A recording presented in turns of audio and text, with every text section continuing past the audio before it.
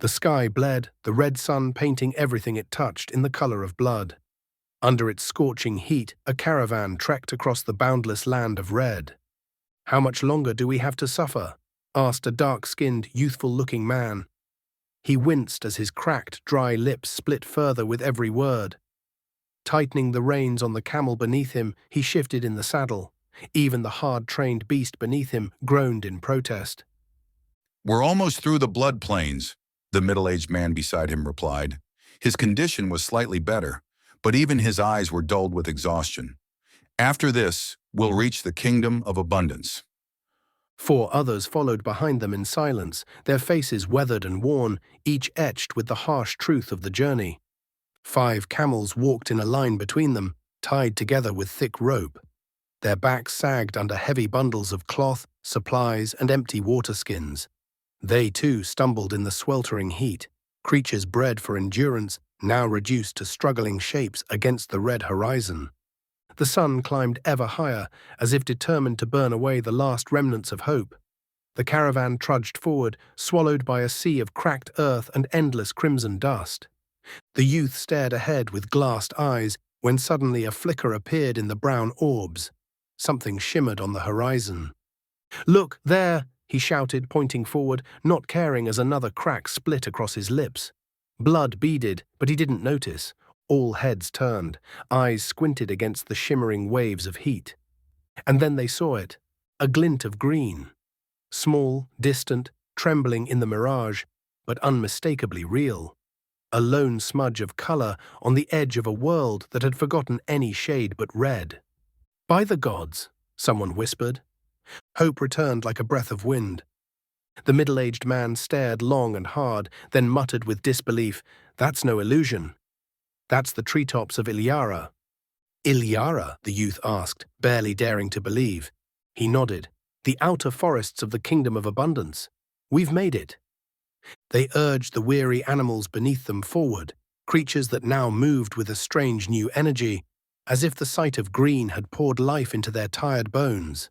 That same vigor stirred within the riders' hearts, banishing doubt for just a moment.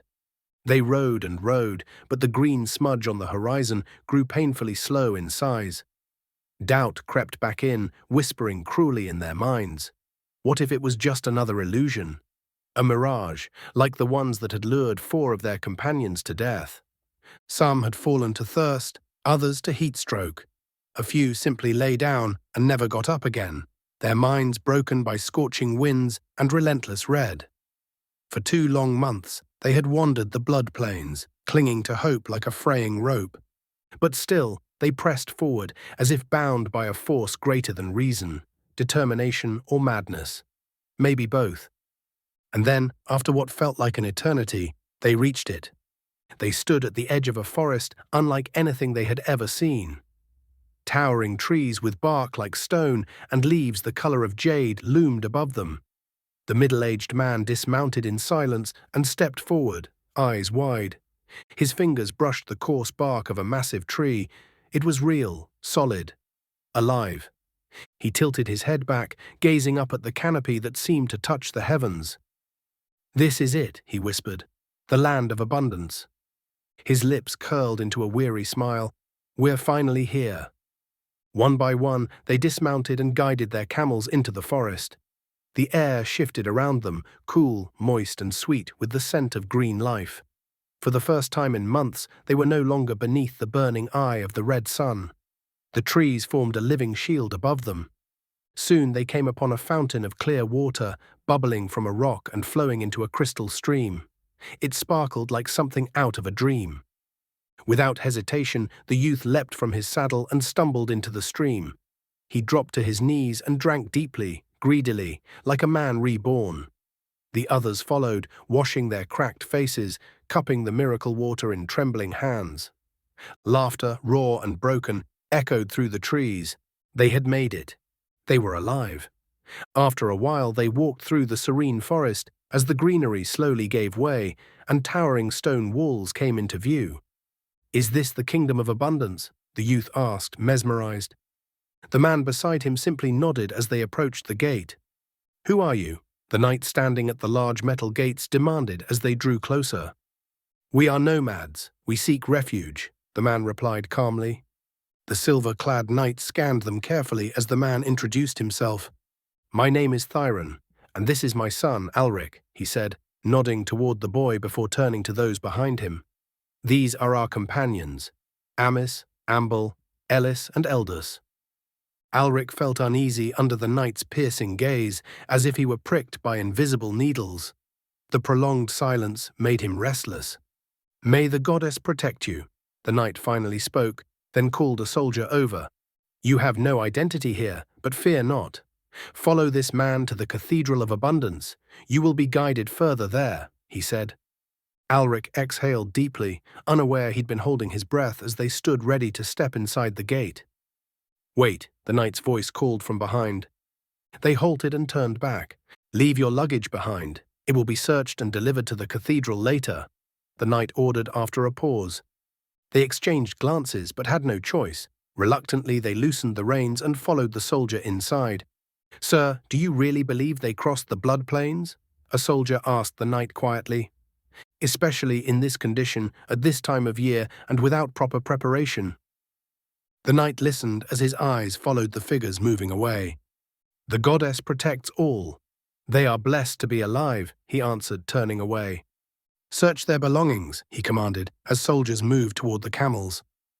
Alric followed silently as he scanned his surroundings. The streets of the Kingdom of Abundance stretched wide and alive, paved with cobblestones worn smooth by generations of feet.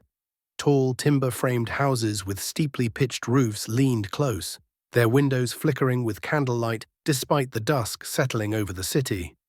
Smoke from hearth fires curled upward, carrying scents of baking bread, roasting meats, and fragrant herbs. Merchants called out in booming voices, hawking goods from crates piled high. Fresh fruits glistened beside bolts of cloth, dyed in deep crimsons and rich greens, their colors more vivid than anything Alric had ever seen. Blacksmiths hammered glowing iron, their sparks dancing like fireflies in the cool evening air. Children darted through narrow alleys, chasing one another with careless laughter. Townsfolk paused to glance at the newcomers, some curious, others wary. Guards clad in polished steel and tabards emblazoned with the strange symbol patrolled the streets with steady vigilance. Alric's eyes traveled upward, drawn by the towering spires piercing the darkening sky. The cathedral.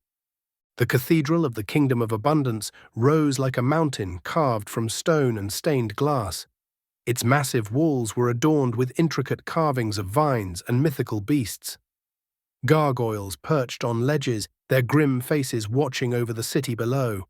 Tall stained glass windows caught the last rays of the setting red sun, flooding the streets with shards of ruby, emerald, and sapphire light.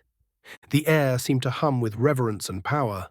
As they moved closer, the cobblestones gave way to wide steps, leading up to the cathedral's great wooden doors, studded with iron and worn smooth by centuries of hands.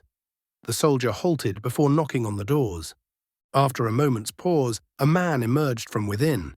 He wore flowing white robes, their purity shining even in the fading light, and his eyes held a calm, clear gaze.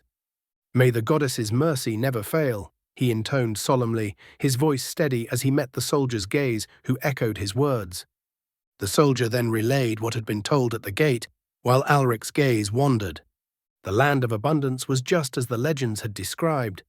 In his 19 years of wandering, he had never seen a place so serene, nor people so content.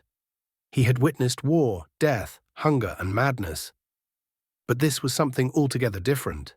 And strangely, he did not hate it. The man in white listened intently, his eyes softening with a growing kindness as the soldier spoke.